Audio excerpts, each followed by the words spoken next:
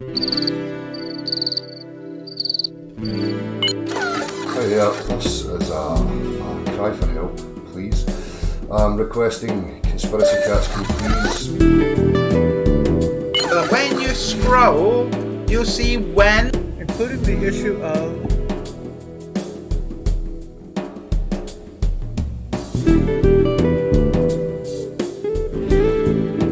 Welcome. In 2 previous videos we looked at how Nathan and his friends answered 3 of Dave's 10 questions. Today we take a look at how they answer 2 more questions. How will they succeed? I am convinced that even this time, they only manage to prove what fools they are. Yes, and hold on to your seats right now. Show something over land far away. Show us something over land that is 1,000 miles away. Use a telescope and show us Las Vegas from Dallas. What is the problem here? Number 4, after I demolished essentially all of your favorite talking points in my previous videos, you all now cling primarily to the classic "I shouldn't see this thing" argument.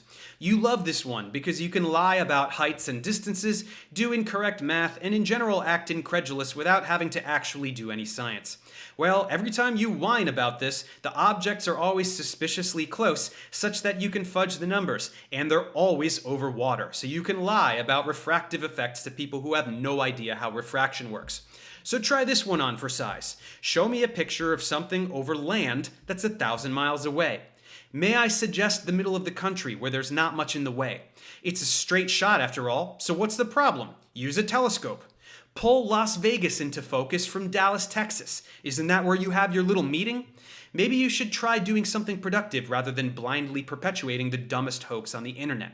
He needs to look into angular size resolution limits based on apertures of the camera or optics of the telescope in this example. The telescope has an angular resolution limit.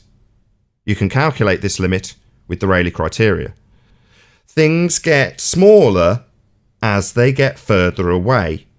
At 1,000 miles, things get too small to see. What I would recommend for Professor Dave, go and watch a little excerpt from a series called Father Ted, where it is explained that the toy cow close to you is small, but the cow that's full size in the distance on the hill is merely far away. Now this is called perspective. If you're trying to look at New York from England, it's too small to see. The angle is too limited. Now, given that this guy professes to be a professor, I would think he would understand that things get smaller as you get further away from them. And 1,000 miles is far too far to resolve things. Their angle is too small.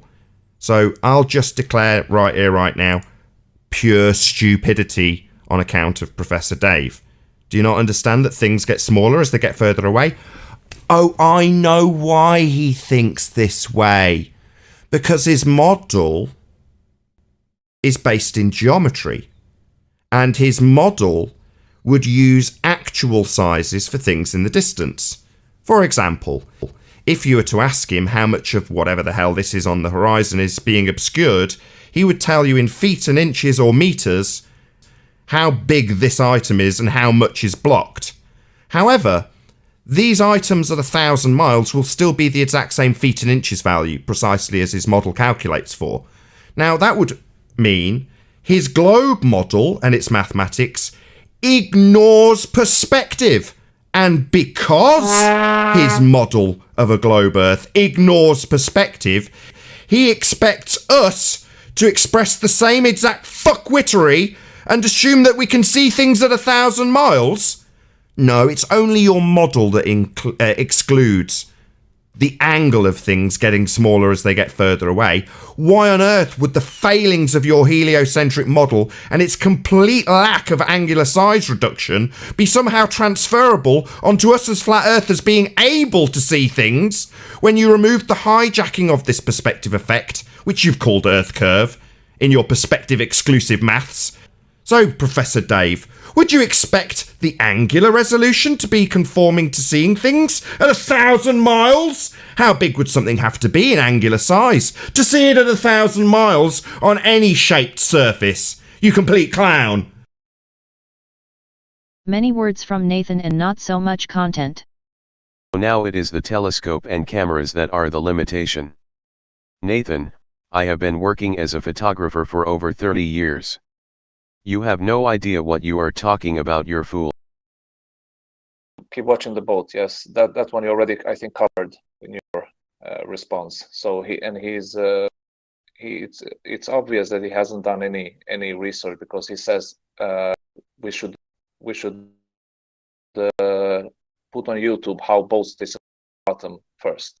And there are, I don't know, thousands of videos of flat earthers doing just that, and he's asking us to do that. So it clearly shows his investigation, I would say.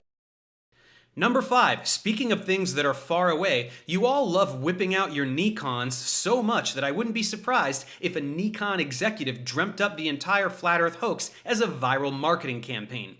You take a boat that's far away, pull it back into focus, and then marvel at your own brilliance for figuring out how to operate a camera. Well, try this one then. Stay on the boat. Don't cut away. Stay on it until it disappears. How will it disappear? Bottom up, just like everything else. I wonder why you've never put that on YouTube.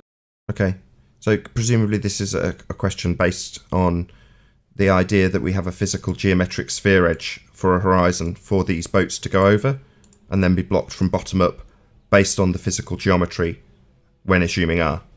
Correct? Yes, and that's where the... No worries, I just need a yes. So given that he's asking us to keep our eye on the boat and it's going over a physical geometric sphere edge, I'd like to draw his attention to an observation we've dubbed the black swan.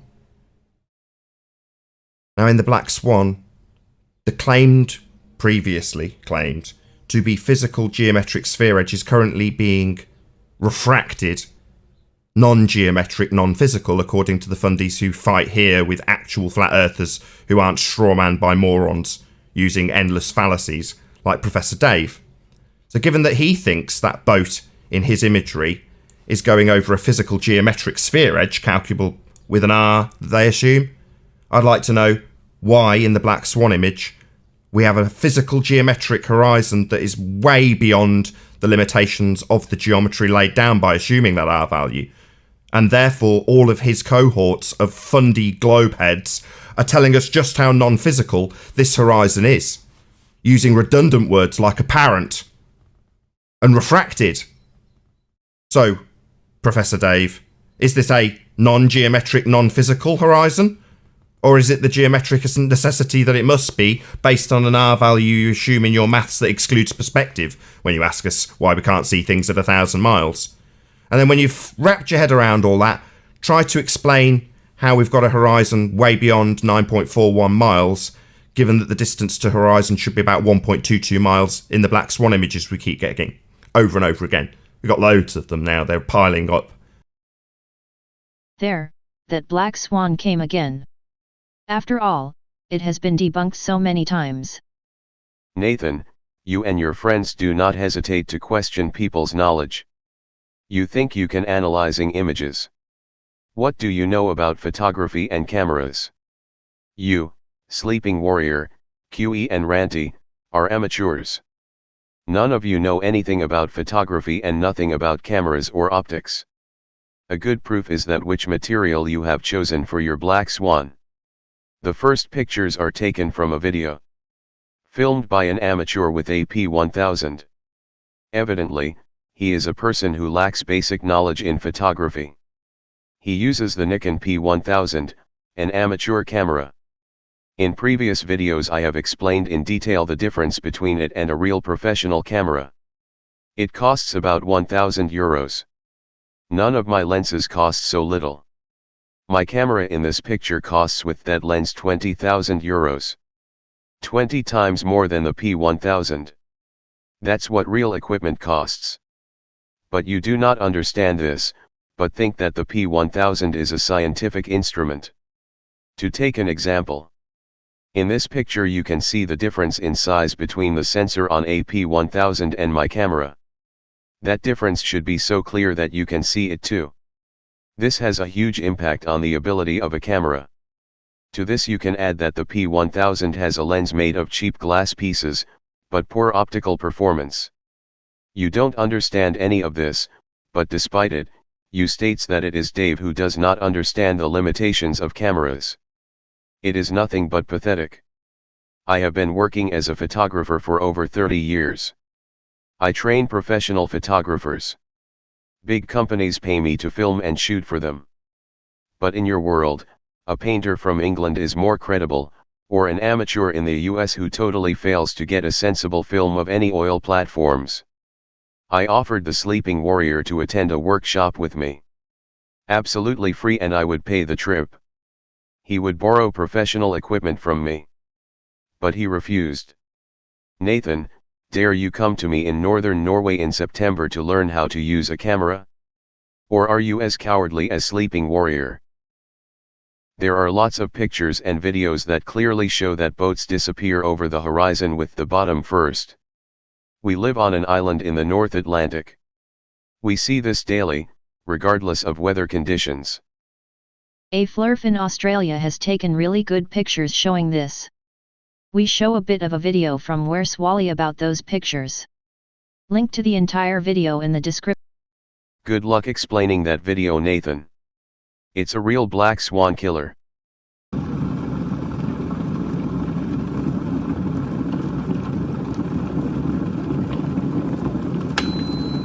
G'day everybody, where's Wally here? Well, today it might be time for a little bit of schooling for Nathan and Anthony. Now, these two have been wandering around the internet the last couple of weeks saying things like, oh, you can't loom the horizon above the horizon, that's a non sequitur. Well guys, I'm here to tell you I think you can. The cool thing is that Harry has inadvertently made a very accurate scientific instrument, and I'm sure Anthony you'll back me up on this because... So Anthony, in a minute or less, here is the proof that looming of the horizon is possible. So Harry's eye position doesn't change, the tower doesn't change, and it is slightly below the eye position as it is in line with the horizon. And we know the horizon can never rise to eye level. But I digress, that's just another little globe sign for you right there. So if Harry's eye never changes elevation and the top of the tower never changes elevation, so the independent variable has to be the refractive conditions. So as the atmospheric conditions get twiddled by themselves, we see the horizon change in angular elevation from Harry's, simply by observing it in relation to the top of the tower. The dependent variable, i.e. the horizon, moves upwards, and that is called looming. Thanks Wally for a very good video. A real black swan killer. Now we have looked at their answers to 5 of Dave's 10 questions. This is getting ridiculous. They have not been able to give a sensible answer so far. They avoid the questions by talking about something else. They invent phenomena. They claim things without the slightest evidence. They lack all credibility. Are we able to look at the other 5 answers? Yes, but then have to rest a little first. Thanks for watching. In the next video we take a look at some more answers from these fools.